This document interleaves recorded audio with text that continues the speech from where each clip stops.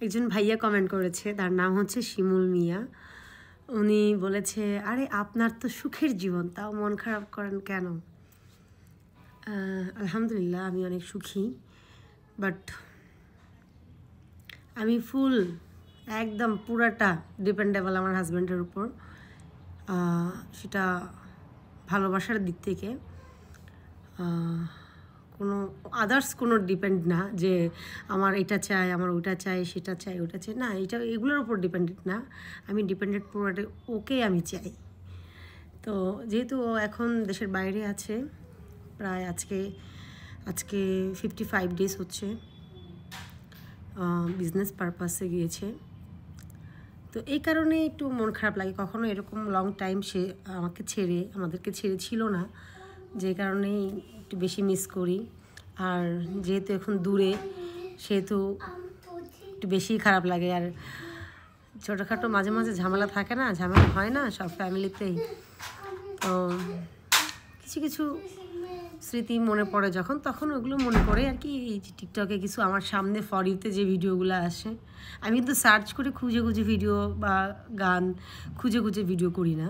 আমার চোখের সামনে যেটা আসে আমি সেটাই তখন সেভ করে রাখি, ফেভারিট করে রাখি। আমি তখন পরের সময় করে এই ভিডিওগুলো বানাই। আর সবচেয়ে বড় কথা হচ্ছে, কিছু জেলাসি ব্যক্তিগুলো আছে, মানে তারা আমাকে ইনডাইরেক্টলি বুঝায়, জামাই কি আর ঘরে নাই, অন্য মানুষের কি জামাই নাই, আনের কি একারই জামাই আছে।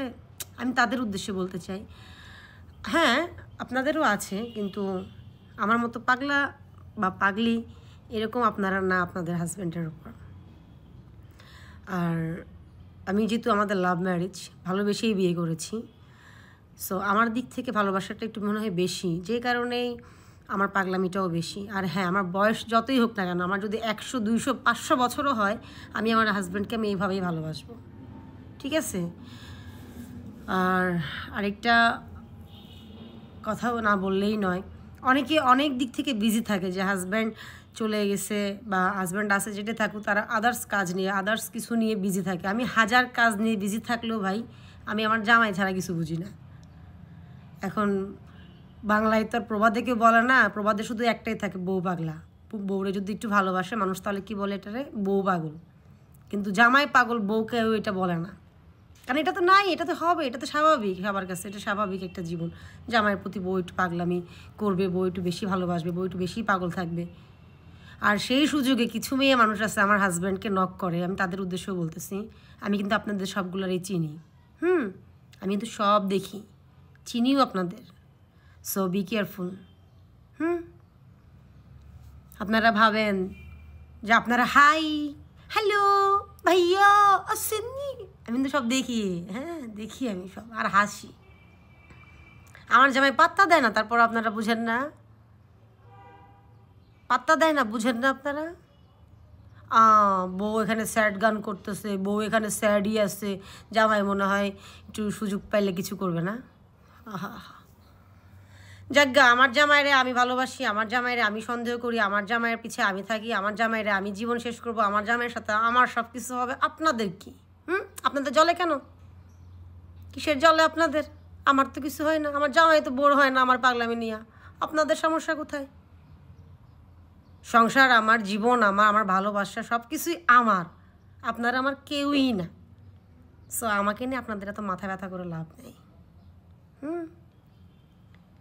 আমি ওরে ভালোবাসি, আর এইভাবেই ভালোবাসবো, ঠিক আছে? আমার এসে ভালোবাসে কম, ওকে ফাইন। হ্যাঁ, এটাও আমাদের প্রশ্ন আসে যে আপনি ভাইয়াকে অনেক ভালোবাসেন, ভাইয়া তো আপনারা ওইরকম ভালোবাসে না, ওইরকম দামও দেয় না, না দিল অসুবিধে কি?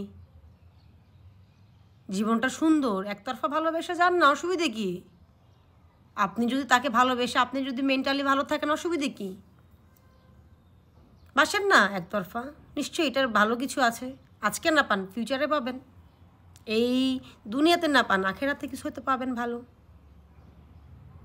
আমি একটু চঞ্চল স্বভাবের মানুষ, তো কি বলবার, অনেক কিছু আসলে বলতে পারি না, কারণ সোশ্যাল মিডিয়াতে আপনি একটু বলবেন মানুষ অনেকটা ভাবে, বুঝছেন? তো যাই হোক, আমি আসলে সুখী মানুষ, কিন্তু হ্যাঁ প্রবলেম একটাই, জামাই পাগল বউ, বুঝছেন? আমার বাবা অত লম্বা ফ্রেন্ড সার্কেল নাই যে জামাই না থাকলে ফ্রেন্ড সার্কেল নিয়ে থাকবো, ফ্যামিলি নিয়ে থাকবো, থাকি, কিন্তু তারপরও মানে হাজার কাজের মধ্যেও মানে ওরেই বেশি চাই, ওরেই বেশি দরকার, ওর সাথে ঝগড়া করা দরকার। আমার মূল সমস্যা হচ্ছে আমি ঝগড়া করার মানুষ পাচ্ছি না, ওরে বেশি মিস করতেছি, আমার বেশি ঝগড়া করতে হবো, আমার অনেক ঝগড়া জমা হয়ে আছে, সব কয়টা ঝগড়া একসাথে করতে হবে আমার, বুঝছেন? অনেক দিন ধরে ঝগড়া করি না। এখন আপনারা একটু ঝগড়ার ইস্যু মনে করে দিয়ে আমারে ভালো ভালো মানে কমেন্ট কয়টা লিখেন, মানে ইস্যু কী কী ইস্যু নিয়ে আমি ঝগড়া করতে পারি, কী কী বললে মানে ঝগড়াটা ভালোভাবে হবে, ঝগড়াটা লং লাস্টিং করবে, আমার একটু এগুলা কমেন্ট করেন, হ্যাঁ? আমি দেখবো কমেন্টগুলো, আমার জন্য দোয়া করবেন, এই পাগলামিটা যেন একটু কমে যায়। ঠিক আছে, আল্লাহ হাফেজ।